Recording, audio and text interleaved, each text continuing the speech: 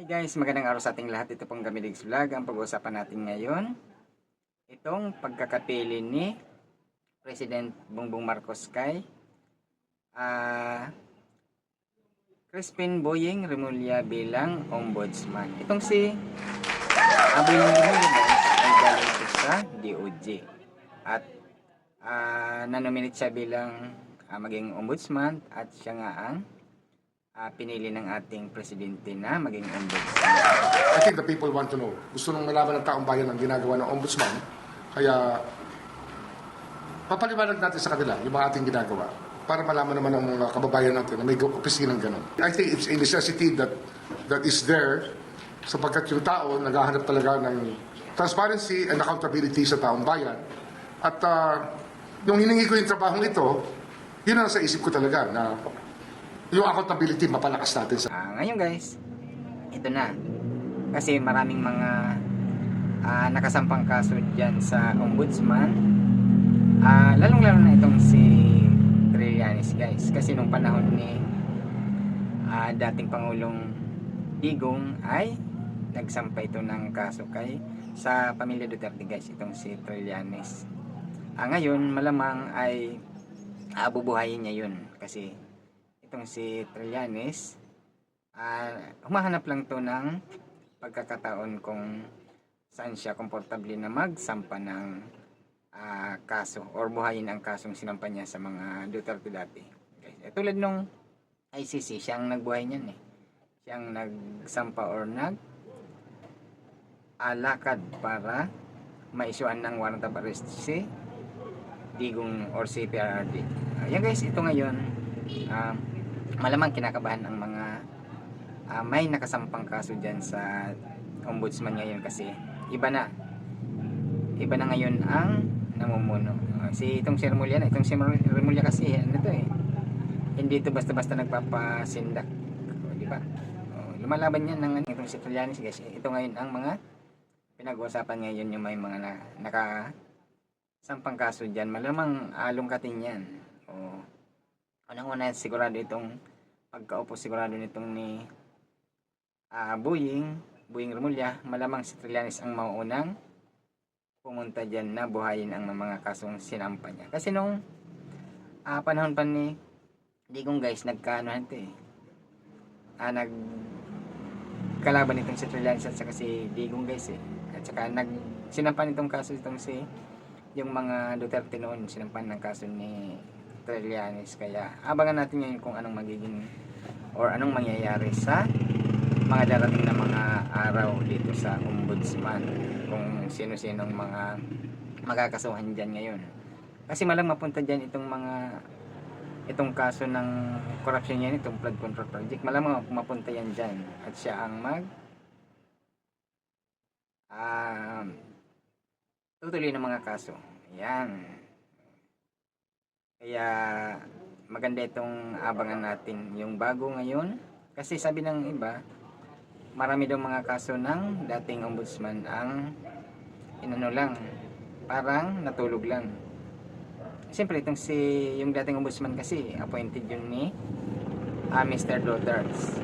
Kaya siyempre kahit pa paano hindi siya, kung laban sa mga Duterte, hindi siya kasi siyempre yun ang nag-appoint sa kanya eh. Magtatanaw ng utang na loob yun.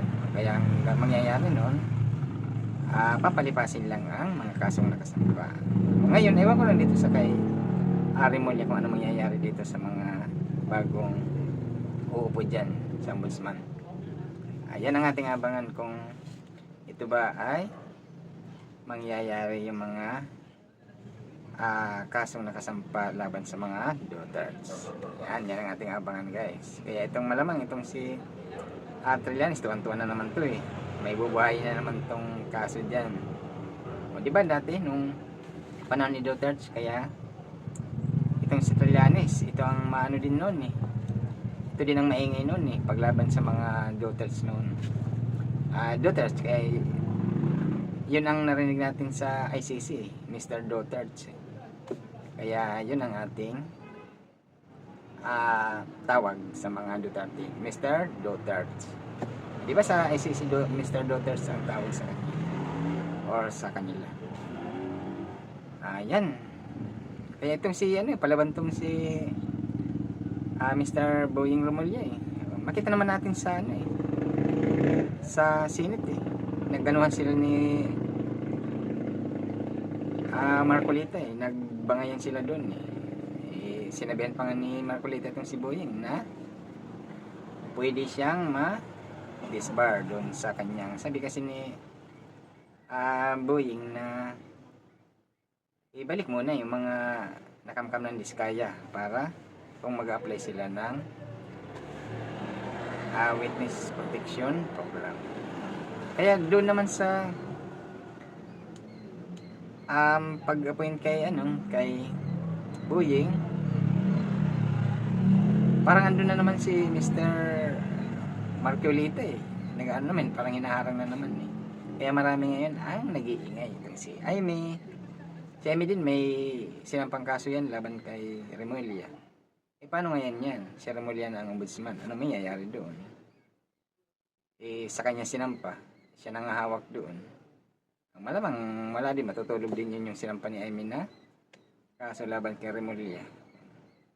Alam naman, buhay ni Remulla yun eh. Para sa kanya yun na kaso na yun. At saka may kaso din si narinig natin, si Basti din may kaso kay Remulla doon sa ombudsman.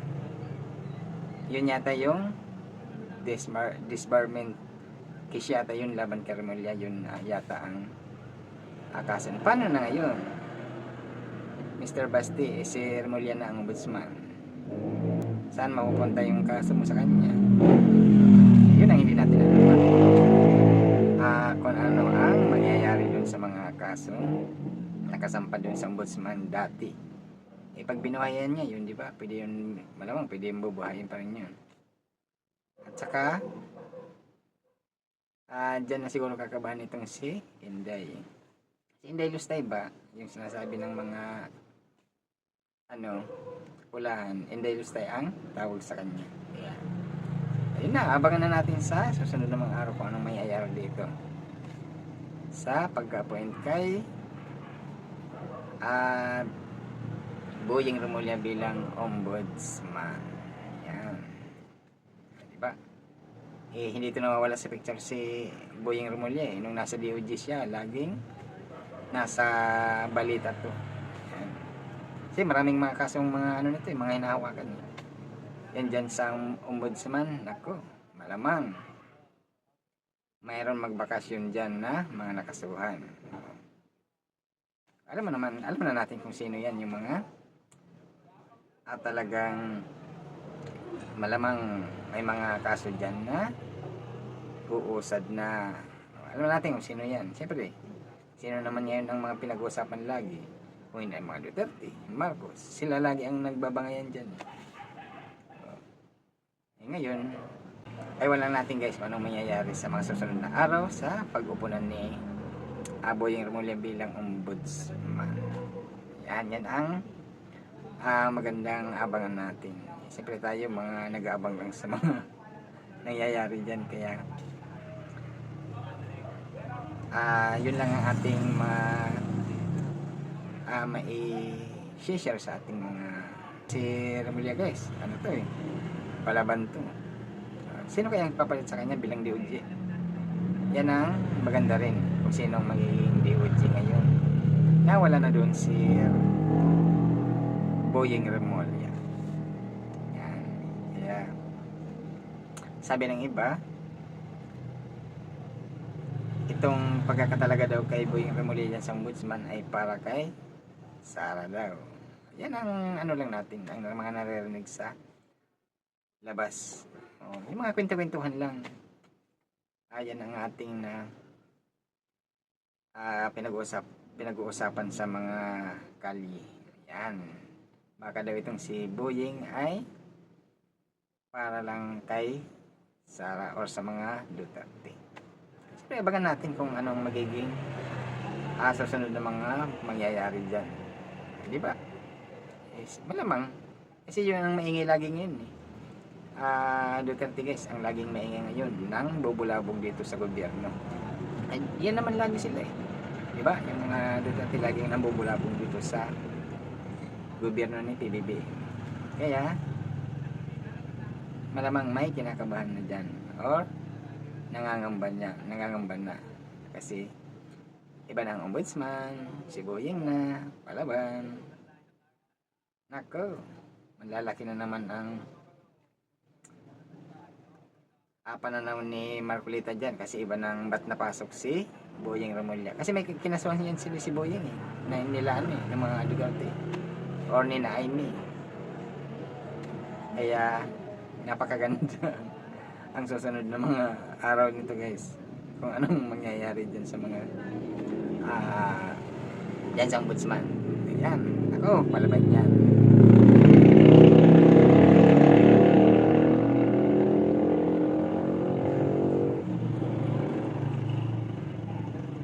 Yan yung usap-usapan guys eh. Baka daw matanggal na si Sara kasi iba ng ombudsman. Pwede na siyang kasuhan.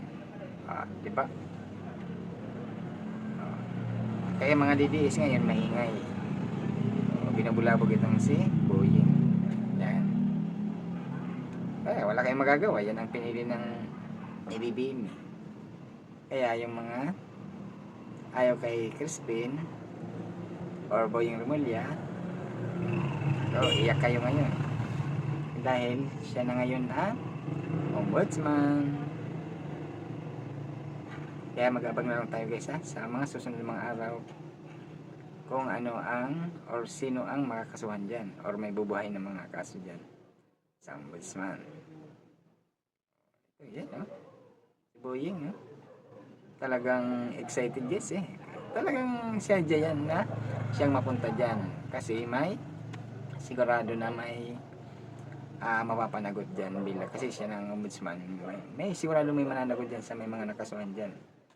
Ito lalo na itong corruption niya ng flood control project, papunta daw sa kanya yan yung mga kaso na yan Kaya abangers lang tayo sa mangyayari dyan. Yan